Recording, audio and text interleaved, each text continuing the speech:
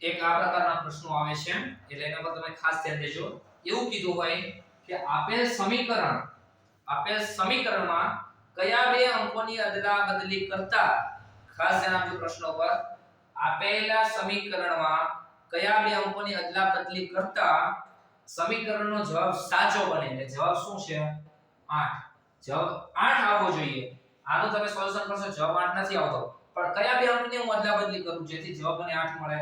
ત્યારે તમારે ખાસ ધ્યાન દેવાનું. સૌથી પહેલા ભાગાકાર વાળાને ઉપડવાનું. કોનું? ભાગાકાર વાળો. તો 25 ને હું 3 વડે એટલે ભાગી શકું? નો ભાગી શકું. તો કોના વડે ભાગી શકું છું? તો કે આમાંથી કોઈ વડે ભાગી શકું છું? તો કે હા, કોના વડે? 5 વડે. તો ડાયરેક્ટ પહેલા ઓપ્શન 5 વાળો હોય ને એવો ગોતવાનો.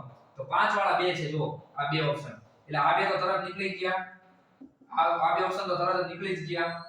હા કે ના? હા. વૈરા કયા બે ઓપ્શન? આ બે. કેમ કે આમાંય 5 છે અને આમાંય 5 છે. ચલો તો 5 અને 25 તો કે એવો એનો મીનિંગ એવો કે 5 ને અહીંયા લઉં. 5 ને ક્યાં લઉં? અહીંયા. અને 25 ને ક્યાં લઉં? અહીંયા. તો કે હું ભાગી શકું. તો કે સમીકરણ સાચું પડે. તમે જો 5 ને 3 વડે ભાગી શકાય? તો કે નો ભાગી શકાય. તો પહેલા આ કેવું પડે? ખોટું. એટલે આ કેવું પડે? ખોટું. તો ડાયરેક્ટ આપણું વિધાન સાચું કયું થાય? બીજું. ચલો આપણે બીજા છે આપણે જોઈ લઈએ. 25 અહીંયા હતા અને 5 ક્યાં હતા? અહીંયા. બરાબર. તો 3 અને 5 ની અદલા-બદલી કરવાની. એટલે કે 3 ની જગ્યાએ 5 અને 5 ની જગ્યાએ 3. તો 3 ની જગ્યાએ શું મૂકી દઉં? 5 અને 5 ની જગ્યાએ 3. હવે સાચું પડે છે કે નહીં આપણે જોઈએ.